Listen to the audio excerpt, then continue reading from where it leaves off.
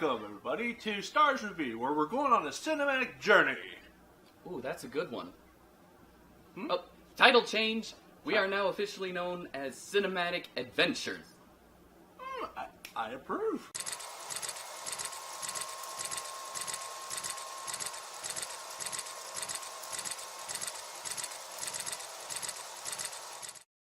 I guess Stars is no longer there then? It's Well, at least we're hoping for the films to aim for the stars. And, alright, next film is Ghost in the Shell, the live-action one starring Scarlett Johansson. Yes. And, okay, let me lay this down. It's not bad. But it's not great either. It's forgettable. And, in all honesty, that's kind of worse. Yeah. Because if you forget a film existence, that's kind of a thing. Like, that's bad, because at least when something goes wrong, you will remember it. Last Airbender. Dragon Ball Evolution. Speed Racer. Dungeons and Dragons. Yeah, you are forever ingrained in the society's conscience. But when something's kind of and that's what Ghost in the Shell is. It's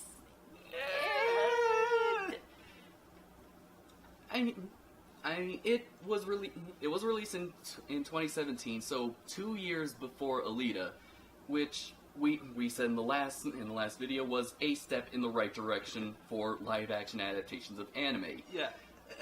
And Ghost in the Shell more like kind of opens a door for people to just walk through. It jump-started that engine. And, okay, why is it kind of forgettable? It's not because Scarlett Johansson was cast as the Major. That issue is irrelevant. Yes. Because here's the thing. Ghost in the Shell, whether you're white, black, Asian, Mexican, whatever, in the world of Ghost in the Shell, you can change your bodies. You're literally, the lines of race is blurred, that even your ancestry is a thing of a past. And that's the thing about Ghost in the Shell, is that robotics are so far advanced that they can not only just make fully functional prosthetics that work just as well as the organic material, but they can recreate stomachs, livers, hearts, eyes, even a brain. And so that begs the question: what happens to the soul? Yeah, what makes us human? Because what if the human part is our flesh and blood, but all we have left is our brain and our memories? Our memories. But in the world of Ghost in the Shell, memories are like data, which can be altered. And so the only thing you have left to is a soul, which is our ghost. And hence the term, Ghost in the Shell, soul in the body. And honestly, the problem with this film is it's got a legacy. It has a huge legacy to live up to. Oh, yes. Shall I take you on a journey? Yeah, sure. Right. Let's see what you got. Right. The live-action version is a remake of the original 1995 classic, which influenced movies like The Matrix. The movie itself, especially its dystopian future setting, was inspired by the likes of Blade Runner, the cult film by Ridley Scott, who also made Alien.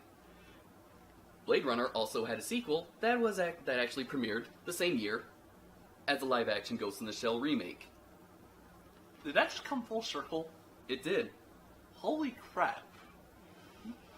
That is quite a legacy, honestly. And this is a big legacy. I have to tell you this, because Ghost in the Shell, while Akira may have influenced anime in the West, Ghost in the Shell literally punched the West in the face. It kind of opened new doors and new ways of storytelling. It did. And, it's so big that not even the fact that it has a lot of inspired Western movies, like Matrix and Dark City. I'm sure Dark City was inspired somewhat. Well, it might have been, but Dark City was kind of more along the lines of the silent film Metropolis. Yes, but it's a legacy to itself Ghost in the Shell has a franchise. It has, which he had to watch as homework. Mm-hmm. You sound uncomfortable there. Do you know how many hours of sleep that I lost, just schlepping through all those episodes of Standalone Complex and Arise? No, you only had to watch 50 episodes and 4 OVAs and a movie. And you ruined it. You ruined the joke. Thank you. Now we have a new heir to the throne of King Bonehead. I know. And so, yeah, that's what makes but this is what makes Ghost in the Shell very popular. It's the symbolism. It's the themes of identity, of which, Blade Runner and the Matrix and even Dark City touched up upon. And okay, there's only like a small iota of that in this one. Yeah. Okay, now let me put this out there. Ghost in the Shell franchise has the classic movie, the second movie, which he hasn't seen, Innocence, and I barely remember that movie, so that's kind of neither here nor there. Standalone Complex, which is 50 episodes long, which features a lot of memorable things into this movie, but doesn't really fit, as well as the more popular design of the Major, the witty Major. And then we get a 4-episode Arise, which features like an origin story of the Major, kind of like the origin story of Section 9. And now we're getting another sequel. To what? To Ghost in the Shell, which is the sequel to Standalone Complex. Oh, okay. Ghost in the Shell 2045. You mean like Blade Runner 2049? Yes! See? It continues!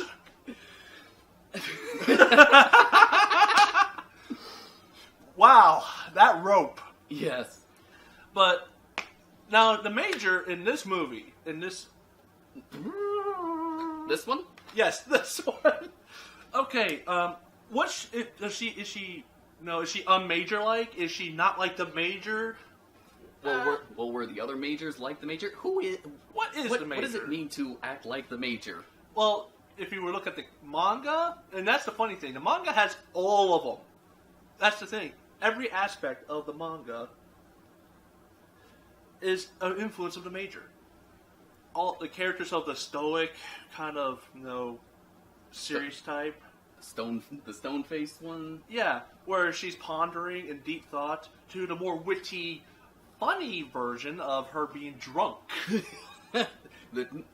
The cheeky version. The cheeky version. And there's even down to Arise, which kind of merged the cheeky version with the stone face kind of thing. Well, not even stone face. The classic 1995 is not really stone face, more or less just a cynic. Okay. So we have a cynic, cheeky version of the Major. This kind of just doesn't. It should not work, but it kind of does. Mm-hmm. Whereas this version is kind of Morpheus. Morpheus. I was also kind of thinking more like Eureka 7. Like blank face, really. Oh, Eureka! Like, just kind of like staring at the camera with no emotion, just talking like this. Like, how you doing, John? How you doing? Creeped out right now. And it's flat, and that's the thing that I noticed from this movie, is that I was actually looking at how much time has passed. 30 minutes felt like an hour. It did. It's kind of boring. Not even some of the great visuals or even the VFX can tide me over, because as great as those effects are, it is kind of distracting. And it also just takes too long to get to the action. I mean, not that Ghost in the Shell was all action heavy like Michael Bay here, but Ghost in the Shell had at least philosophy to tie you over. And not even a movie had that. It didn't have too much. It does take a few from the original film like the scene where the Major is looking at her holographic projector of herself, and she's just staring at it, like no line of dialogue. But that's also the difference between this and the original film, is that they do talk about philosophies, like what does it mean to be human, and as well as memories. Yeah, as well as memories. But it's kind of glossed over. That's the thing. Yeah. It's really just kind of like, oh, there we go. Move on, move along. Yeah. And it kind of makes it disappointing because that is the core of Ghost in the Shell. Mm-hmm. That and the espionage. And that's another thing. Espionage is kind of low-key. While we do get some guys, trying to do their sneakies and try to kill our good guys and fail, it's not to the extent of awesomeness that the classic and Sound Complex sets up. No, there's a lot of awesome espionage to be had in these other titles. And there's not really that much awesomeness of espionage in this one. No. The movie definitely feels more like it's more of just a fan service movie, and more like this, like it's for the fans. Kind of like what DC tried to do with their later films. However, I still would like to say that this movie does have at least a little more dignity than DC films. Yeah, Batman v Superman. Mm-hmm. But I mean, we get the scene of the Major, diving off the building and then disappearing, cloaking. We get the scene of her taking on a guy near the reservoir. Mm-hmm. Even the wide shot of the low angle wide shot where we see the cityscape and the skyline behind him. That is that's copied from the original film. Honestly, I do have to give it praise for the amount of detail that they actually decided to put in the digital sets. Until we see the cityscape, the skyline. Okay, let's give you an example. Back to the Future Part 2. Also, remember Blade Runner? There was those kinds of things. There's a lot of those in this. Holographic ads. It's just a bunch of noise and visual barrage of information. It distracts you from what you're supposed to be focused on. Like, it's kind of weird because there's like a serious scene, and then there's this ad right out in the corner. It's kind of like poking its head out, and I'm like, okay, seriously, it's too obnoxious for me. The ads are obnoxious to me for some reason, because they are practical in advertisement, but I have a hard time seeing it being like that in the real world for some reason, because I don't think people would like it. It would be too much like an eyesore. And what if that thing actually popped up like 100 feet from you driving on the freeway? And it's like, oh shit! It'd be very dangerous. Yes. Another thing that the story lacks is mostly direction. Yeah, we know that Scarlett Johansson is a great actor. I mean, MCU. I mean, there's a reason why she was still in those films. Oh yeah. So I attribute this more to bad direction. See, the director was a guy who, he directed Snow White in the Hatchet, or The Huntsman. The Huntsman. Yeah. Oh boy.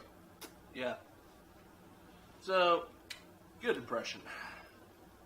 I remember that was a thing. No one's really talking about it though. Yeah, it's forgotten.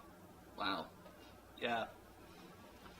And from what I heard, he is a fan of the Ghost in the Shell, but being a fan does not equate greatness. I hate to say that.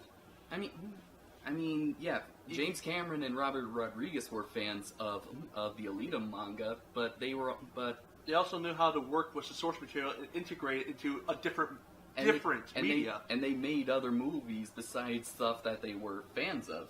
I mean, you get James Cameron with Titanic, and Avatar and Aliens, which we talked about not too long ago. Yes. And that was good direction. Robert Rodriguez, we got the Spy Kids franchise. Sin City, which was also a comic book adaptation. From Dusk Till Dawn. What was it? Once Upon a Time in Mexico. Yes, Once Upon a Time. So that trilogy of movies. So he knows how to direct his actors. Yes, and that's the thing. Directing actors is not the easiest thing. You gotta direct. You need to know what the emotion you want your actor to portray. And also the actors have to put their trust in the directors that what they're doing is the right decision. Like Nostalgia Critic pointed out that that someone said, yes, use that voice for Batman. And if it doesn't fit, well, that's his fault. Mm-hmm. And so, for example, Stanley Kubrick. Yes. That man, he's awesome. I'm not gonna lie, he's an awesome director, but he can be pretty. He's demanding. He is demanding. Mm-hmm. But that's putting it lightly. And so he probably traumatized a lot of actors by demanding so much out of them, like the way he wants them to act. Mm-hmm. But it made the film better. Not to say that we want all directors to act like that. No. But that's a good example of how a visionary can accomplish. Mm-hmm. And so I'll give the director who, let's see, what's his name? Rupert Sanders.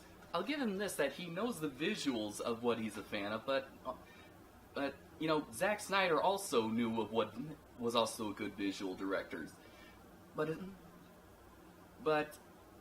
to direct his act, but to make decisions of how he wants the actors to react and thinking how it was meshed, well, I think he needs a little more practice. Yeah.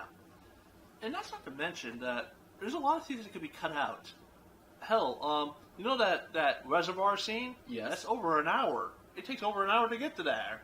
Yeah, that's at the hour mark, and that's when the movie actually starts to get interesting. And in the original classic, and I hate doing this. I hate comparing this, comparing that. I do hate it because the thing with me, a movie should be able to stand on its own 2 feet. Mm-hmm. But it has to be said. With the original, it comes almost like 20, 30 minutes, and so it's not literally boring you to death. Mm-hmm. I think the other thing they could have cut out is probably Mira's birth scene, like at the very beginning. Yeah. Like we get the iconic opening credits from the original film, and of course we get the title, which for some reason actually happens twice. Yeah. Don't know why, and so then we get the scene with the evil bad corporation, money. And bad guy 1? Yeah, and the doctor, and then all of a sudden we get 1 year later. I feel like that scene should have just been cut out so that we could actually go on the journey with her into finding out her past. And hell, that could have been used as more of a flashback. Imagine that, like the beginning of the movie, like much more later down, like talking to the doctor as she's telling her what really happened. Imagine that. Mm-hmm. That could have gave more life, more emotion. I guess that's also the reason why what holds this movie back is that it's trying to provide answers already instead of taking us for the ride, so that we are on the journey with them. And that's another thing. Ghost in the Shell asks questions, but doesn't always provide answers. It leaves the viewer to answer their own questions, what they think it should be. And that's what it should be. You should be questioned. You should be asked to challenge yourself and thinking, well, is this what it is to be a soul? You should never have to provide answers all the time. Answers to some storylines, yes, you should absolutely do that. But some answers are best left forgotten. Mm-hmm. Now, for all the criticism that we give, criticism is not just all pointing out the flaws. There's also praises that we can give it. Like I do. So there was controversy for casting Scarlett Johansson in the role of the Major, because Ghost in the Shell is based on a Japanese media. So clearly, yes, the Major would have to be Asian. But when it was announced that she was going to play the role of the Major, the internet decided to go aflame because it has nothing better to do. Yeah. But controversy of all whitewashing, your racism, and all of that. And honestly, the ones who are kind of upset about that clearly don't really know what Ghost in the Shell is, or at least what the themes are, or at least didn't even make that connection. Yeah, and we already mentioned what makes Ghost in the Shell, so I'm not going to reiterate. Yeah, and honestly, Scarlett Johansson is good in this movie. She even actually does look like the Major. She does, and that's what I like. Like, it is the Major. I just wish she had more direction, and more of a personality. More of a personality, because as in the classics, she's more cynical, but that's just it. Cynicism. Mm-hmm. This is more stone-faced. But yeah, definitely more robotic. Maybe that was on purpose. That was the direction, maybe. That was the direction, but right. The actor who plays Bato is named. I'm definitely gonna be. I'm butchering this name, so I apologize in advance. Pilau Osbake. You're baking me a pie? I don't know. That guy, he does a good Bato, mostly because he kind of looks like Bato. Yeah, but that's another thing. We could have cut out Bato's origin story. Yeah. I mean, do we really need to tell him, give a reason why he got those eyes to begin with? We never knew why Bato and the other ones did either.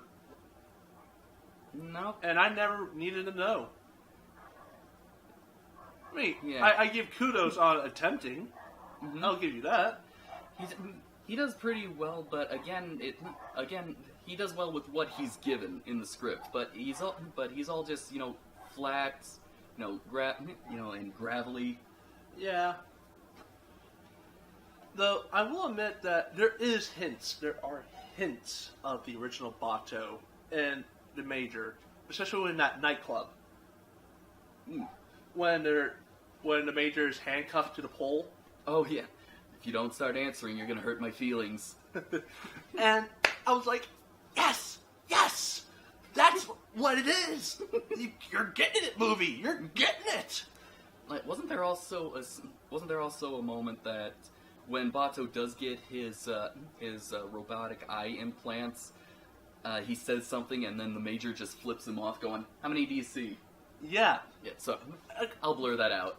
Yeah, and that is totally what I've been wanting in the entire movie, but that's far and few in between. Mm-hmm. But those moments make it like, yes, it makes it worthwhile. Especially when I have to say the nightclub scene stands out the most in a lot of things. It does. Like, mostly because it kind of feels like it does actually feel like it feels like something they took from an episode of Ghost in the Shell, which I'd like to remind everyone, this is a very mature series. Oh, yes, it is. This is a very mature series, so it is not for kids. It is definitely not for kids. But I was laughing at how that nightclub scene went down, and I was like, this is enjoyable. This feels totally like Ghost in the Shell. And after we get to that, to the whole how he lost his eyes, it kind of went back to flat. Mm-hmm. And let's see, the other actor who plays Aramaki, the head of Sector 9, is played by Beat Takeshi Takano. He's awesome. Mm-hmm. And he's actually a famous Japanese actor. He appeared in. I first saw him in the movie Battle Royale, which the movie that I found out about when in the trivia for Kill Bill. because actually Quentin Tarantino actually had one of the actors from that movie in Kill Bill. Speaking of which, there is one thing that does bug me. Not with him. He's awesome. Mm-hmm. But how he's communicating with the other people and how they're communicating back with him. Yeah, it's jarring, and when you kind of think about this logically, especially, or when you think about it from a member of the audience, just doesn't make a whole lot of sense. Yes, he's speaking to Bad Guy 1 in Japanese. Bad Guy 1 speaks back to him in English. Speaks to Makoto in Japanese. Makoto speaks back in English. I'm like... So Aramaki understands English, but doesn't speak it, which means that Makoto and Bad Guy number 1 understand Japanese, but don't speak it. And okay, you can probably... And I'm pretty sure somewhere in the future, maybe like 2 years in the future, someone's going to comment that's due to the electronic implants in their brain that translates them for them. So they don't need to speak it. I was like, okay, but why leave us in the dark? Why leave the audience in the dark? We kind of want some consistency. I feel like if we have 4 people, one guy speaks to me in Russian, I speak to him in Japanese, he speaks to the other guy in frickin' Dutch, and the other guy speaks back to us in English. And we all understand each other. And we have subtitles. I mean, it's just jarring. Mm-hmm. So someone had to at least learn one other language.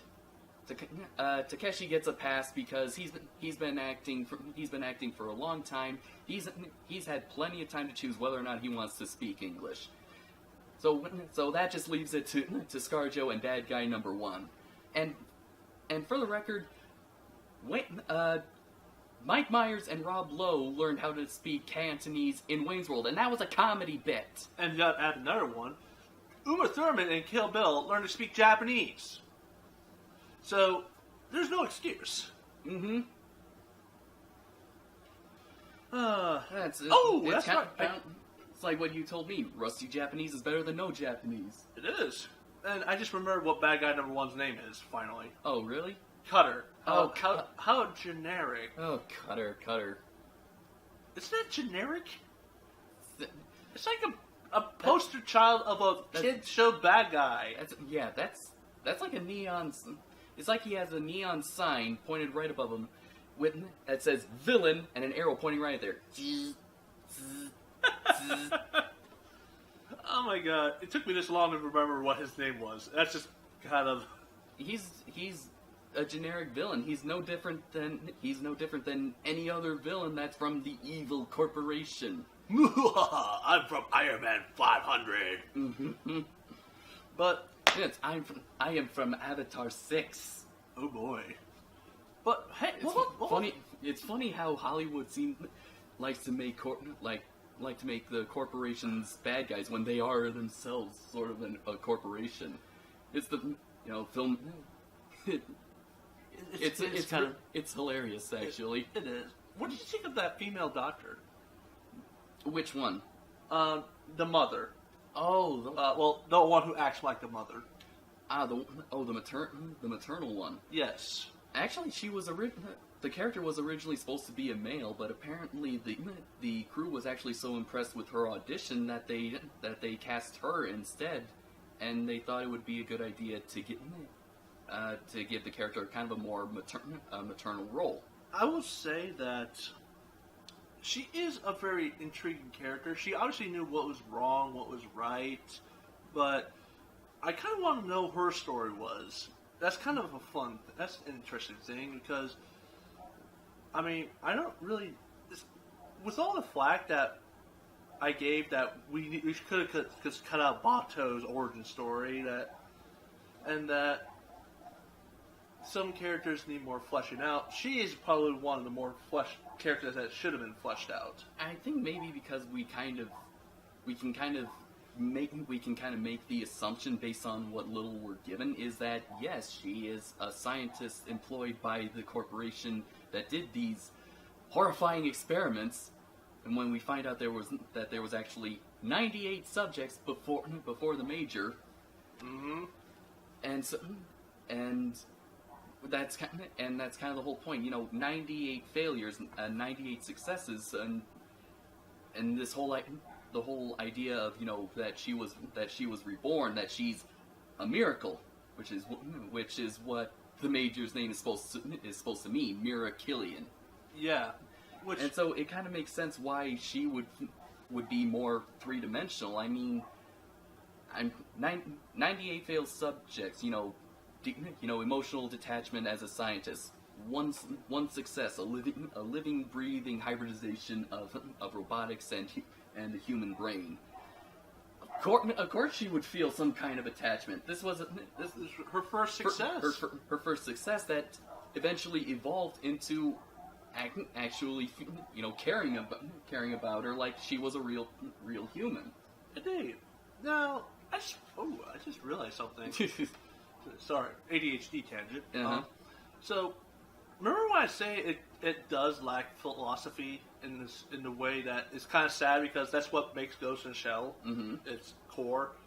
There is a little bit of tinge of philosophy, whether or not do you, Marion, approve of this? And then, at one point, the bad guy says, robots don't need to be approved of anything. So he's considering her a robot. Well, he does. Or property. He sees her as like an asset, as a weapon. Yes. Even though she obviously has her own, mind, personality, and her own thing. So you could say it does have philosophy in a very minute way. Yeah. But it's very, very low. Like I said, this thing, the movie just pretty much reduces Ghost in the Shell to just the basic minimum. Like a shell of itself? Yeah. Ugh. I mean, it's got the vision, it's got the visuals, it's got the action, but it just doesn't have. But it doesn't have that. It doesn't have the feel of it. It doesn't. It has the look. It doesn't, but it doesn't feel like that. And right when I said that that at the hour mark, that's when it starts to get interesting. Yeah, it does. Yeah, it does. That's when it starts to branch off away from its source materials. It tries to follow its own path. But then again, even then, it still uses elements from the various iterations. Actually, it has an amalgamation of them. Yeah. The Puppet Master storyline. The Puppet Master was Hideo Kuze, which does not make sense because in the original, the Puppet Master only wants to fuse with the Major because it is an AI. It is an AI that actually evolved into sentient consciousness. And it wants to evolve again with, this time, actual human with a ghost. Mm-hmm. Whereas, now in the Stalin Complex, Kuze wanted to take him and his refugees and evolve and put their ghosts onto the net. Yeah, that's how it goes in the series. Okay. But that's not what happens here. He wants to put his ghost in Major because he wants to survive. So it's also an amalgamation. It's also an amalgamation of the two different motivations. You have the Puppet Master that wants to merge with Kusanagi. Okay, and all right, yes. Miracillion really was Makoto Kusanagi. We'll get to that later. Yes. Fused with the Major, but the standalone complex storyline where he needs to upload his ghost so that he can survive. Well, not to survive. He wants to upload his ghost to the net with the other refugees. No, I'm talking about the live action version. Yes. Yeah, and that's the kind of thing, and that's when we kind of get the twist, if you can call it that. The twist. Where that the Major and Kuze were actually orphans. They were children who ran away. Run away. The Major really was formerly known as Makoto Kusanagi, the original name of the Major from all the iterations. And she really was Japanese. Mm-hmm. Same with Kuze. Yeah. And so, again, that using ScarJo as your body double. Again, Ghost in the Shell, where you can pick a shell of what you want to look like. Yeah, and they were orphans that. Well, were they orphans? No, they weren't. No. We got to see a mom. Oh, that's right. Yeah, duh. There was a mom. There was Makoto's mom. They were just a group of rebellious kids that wandered into something called the Lawless Zone. Yes. And that's where I think it got really interesting to me. That's like, ooh, something I haven't seen. Mm-hmm. And they were kidnapped by the company for these experiments. And let's not forget, they were writing articles about why they were against Hanaka Robotics, which is the company that kidnaps them. Evil! Evil! Evil! So, it is really cheesed up with the villains and the corporation, I'm not gonna lie. Yeah, it really is. It's really done to death. Yeah, when I look at the franchise as a whole, when a corporation is coming under fire for being evil, it's usually out of nowhere. It's not like it's not like it's propaganding its freaking evil banner all around for all to see. Mm-hmm. It usually is a lot of cover-ups to be uncovered. Yeah, and that's what Section 9 comes in, which Section really, 9 there's not a lot of that. Yeah, there's not a lot of Section 9. We see Saito, but he's has a 3-second cameo. Yeah, and I mean, there's no. If you were a fan of Ghost in the Shell and you see this movie, you probably will be pissed off because Section 9 isn't really doing what Section 9 is supposed to do, which is uncover crimes, uncover corporation cover-ups, a lot of uncovering. And in this movie, there's nothing. No, not really. It's kind of more like a SWAT team, like preventing assassinations. Pretty much. But I actually did like. I'm not saying the twist was the big twist. I didn't think that was like the greatest twist since The Sixth Sense. Oh my god, I gotta rewatch this movie. No. But I do think it made it more intriguing. That's the key thing. Intriguing because if they're going to start off with the whole movie like that, where the Major's trying to figure out what her backstory is, I think I could have lived with it more better. Mm-hmm. Now, there are people that tell me that, that's never should be the case. We should never focus on the Major and her backstory. That's never the case. I'm like, Standalone Complex defers. We got to see her backstory in that one. Oh. And we got to see her backstory in Arise. So, I don't know why we can't see the backstory done differently. Mm-hmm. I mean, it is a different iteration. Yeah. But, honestly, of course, I just remember at the end when Kuze and her meet again, and then we got the spider tank thing. The spider tank, just like from the original movie. Just like the original movie. Yes, even with the Major getting damaged, arms get broken or ripped off because she's trying to open the hatch plate. Yes, and I've seen that appears how many times in these iterations? Currently the movie, the second episode of Standalone Complex, though that she didn't rip her arms off in that time, has not yet appeared in Arise, but now in the live action version. Mm-hmm. Very iconic, I will say that. Yes. But, okay, what can we take away from this film? Is there anything positive?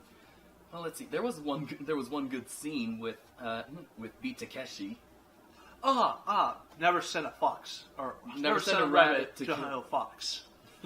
Never send a rabbit to kill a fox. And that is my favorite thing about that Aramaki.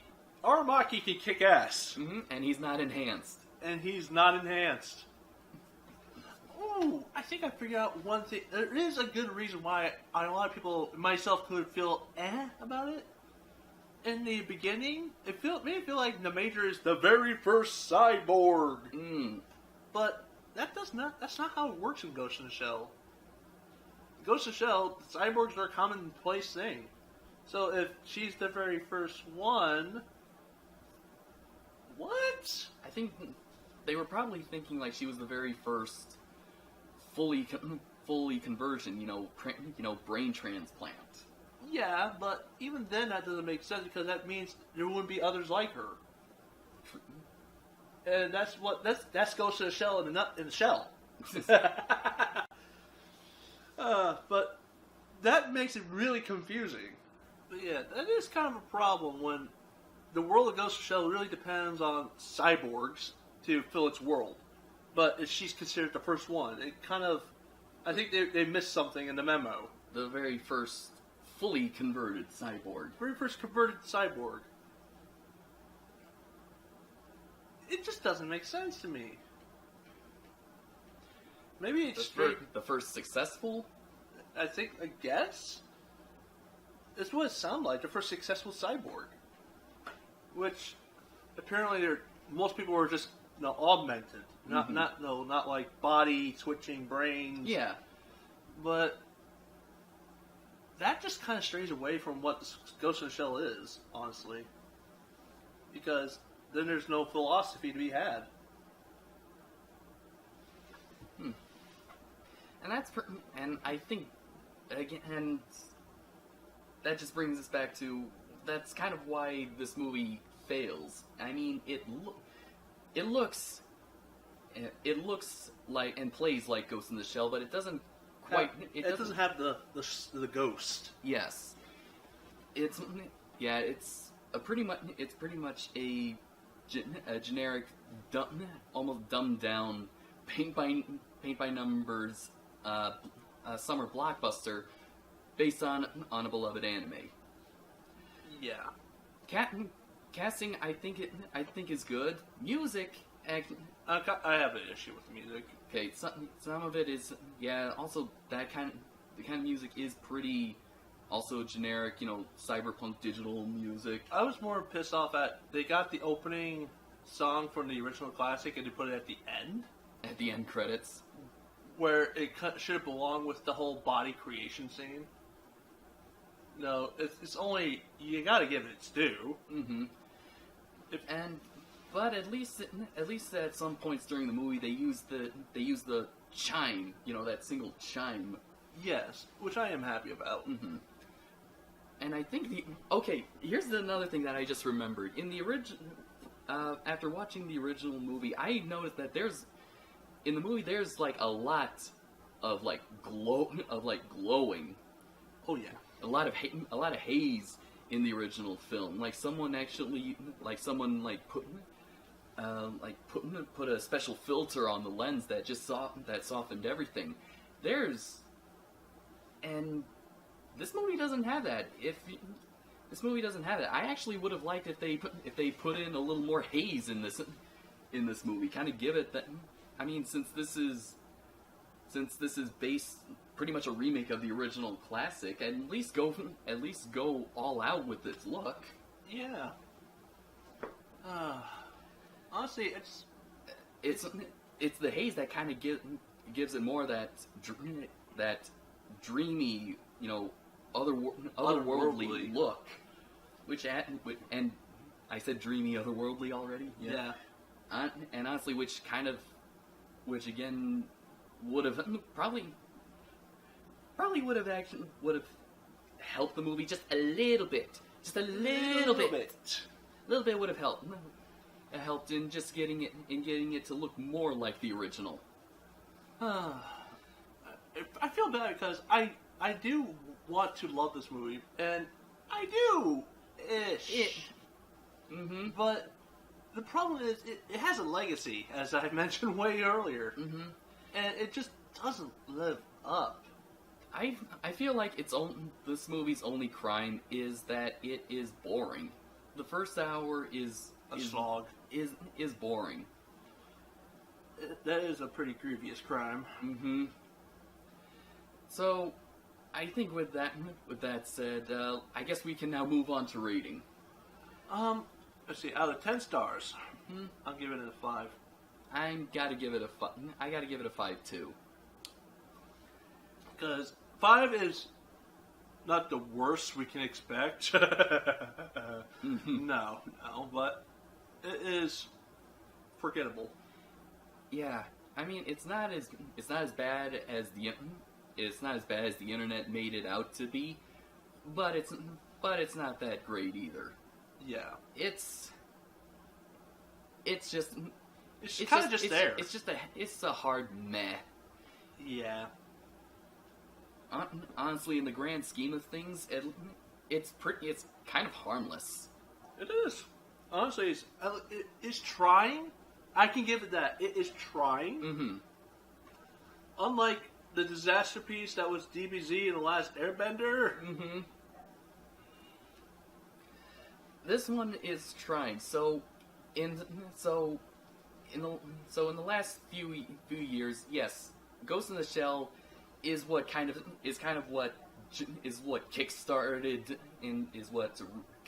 or at least revitalized anime adaptations since there hasn't been one since, I don't know, The Last Airbender, I guess, or Dragon Ball Z for the purists out there. Yeah, well, actually was. I need to make a correction. Americanized. Yeah, Americanized ones. Mind you, we are going to go after Japanese live-action ones, but at least in the West, it's the adaptation that kind of kicked it off. Yeah, and hey, it might. I mean, we got Alita, which was a step up, and also in the right direction. Exactly. So, honestly, it is a movie that I would recommend, but only if you got nothing better to do. Nothing better to do. I don't expect like any kind of rewatch value. If you're a fan of Ghost in the Shell, or if you're kind of interested, then I do recommend adding this movie to a collection.